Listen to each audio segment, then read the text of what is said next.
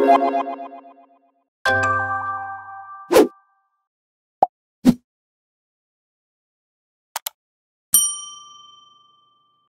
gue sebut kata mie instan, most likely yang langsung nongol di kepala dan jadi top of mind udah pasti sama.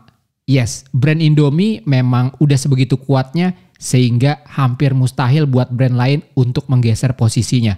Ya wajar sih, ini memang hasil dari sebuah produk yang bagus dengan proses brand building dalam jangka waktu yang cukup lama. Iklannya legendaris dengan jingle yang tertanam kuat di benak kita. Dari Sabang sampai Merauke, seleraku. Karena produk mie instan mempunyai pangsa pasar yang besar, berbagai kompetitor yang hadir untuk menggoyang posisi Indomie udah pasti ada. Dan menurut gue, beberapa nama memang pantas menyandang predikat kompetitor terkuat bagi brand Indomie. Karena selain produknya yang memang tak kalah bagus, promosi marketingnya juga lumayan kencang. Setidaknya ada 2 brand mie instan yang menurut gue paling pantas menjadi kompetitor terbesar Indomie. Brand yang pertama masih eksis hingga sekarang, brand yang kedua sudah hilang dari pasaran.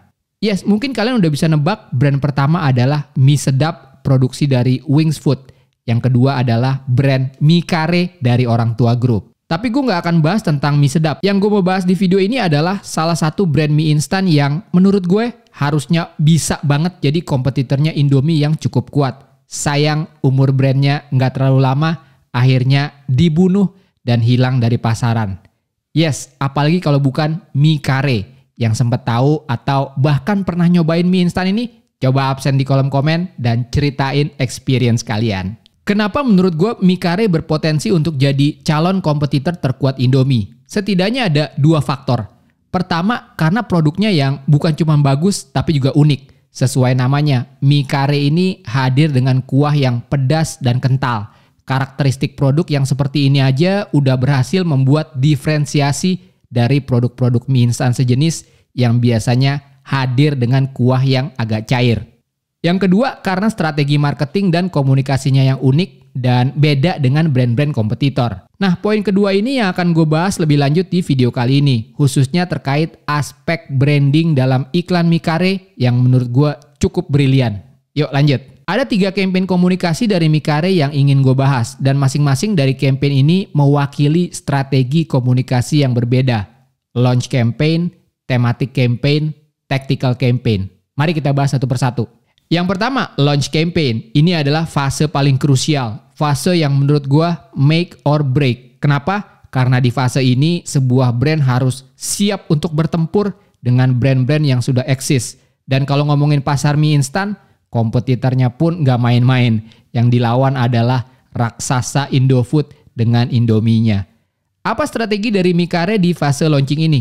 Well, mie kare langsung mengomunikasikan tentang diferensiasi dari produknya dibanding dengan produk-produk kompetitor. Ide iklannya sendiri menceritakan tentang testimoni orang-orang yang sudah mencoba mie kare.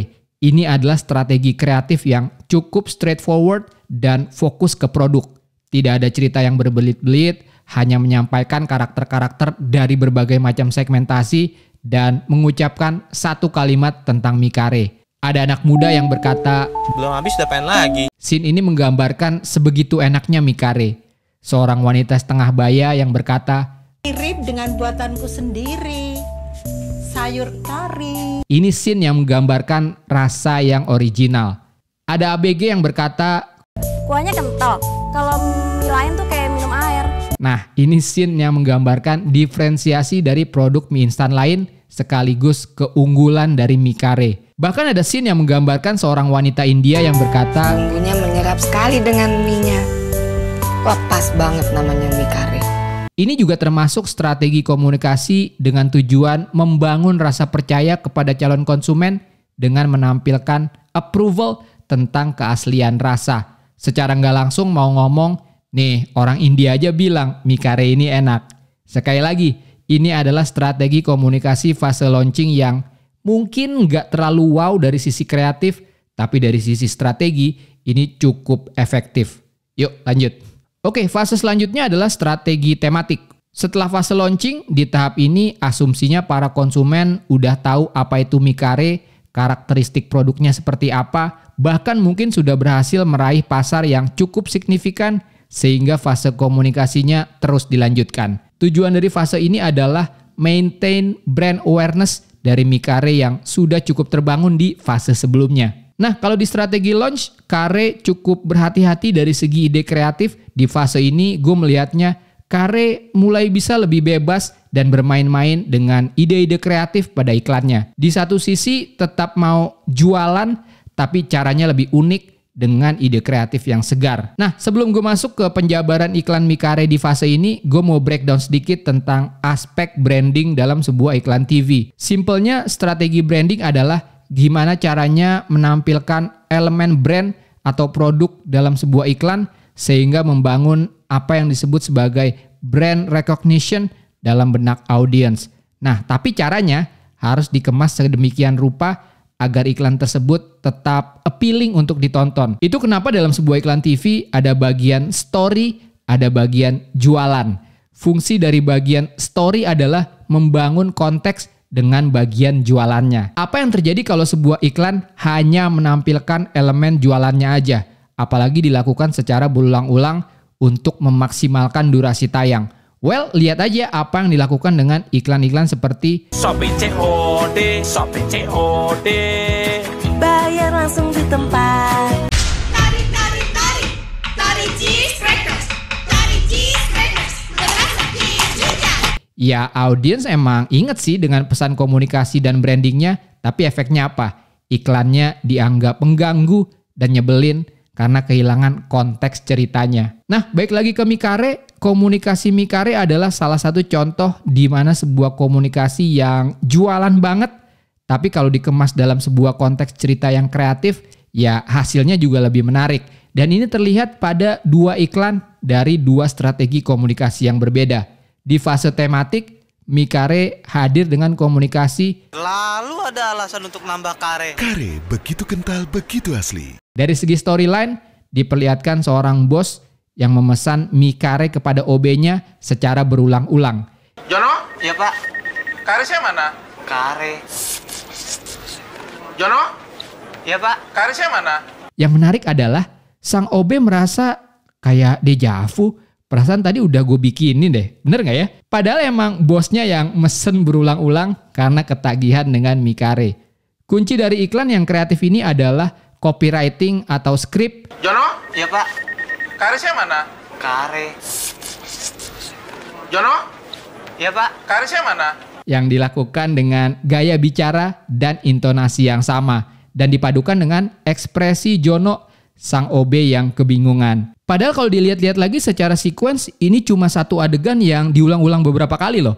Bos nanya kare ke OB, OB bikinin Micare, bos menikmati Micare, tapi elemen-elemen storytelling mulai dari copywriting skripnya, acting, sampai editing mampu menjahit iklan ini menjadi satu cerita yang utuh.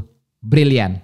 Dengan strategi yang sama, mari kita lihat contoh berikutnya, kali ini dari fase komunikasi yang berbeda, yaitu tactical campaign. Ini adalah dari iklan promo undian miliaran karejutan. Lihat bagaimana iklan ini mengulang-ulang pesan komunikasi promonya, yaitu Beli kare, periksa bumbunya, gosok kuponnya, dapatkan iklan Livina, dan hadiah benih miliaran lainnya. Ayo, beli kare sekarang! Tapi sekali lagi pesan komunikasinya nggak sekedar diulang-ulang hanya untuk tujuan jualan, tapi dijahit dalam sebuah konteks cerita. Dalam hal ini seorang MC yang kesel harus mengulang-ulang skripnya karena take adegannya salah mulu. Beli kare. Not now. Oke, beli kare, periksa bumbunya. Kesimpulannya, kalian setuju nggak kalau Micare ini adalah salah satu produk yang pantas banget reborn?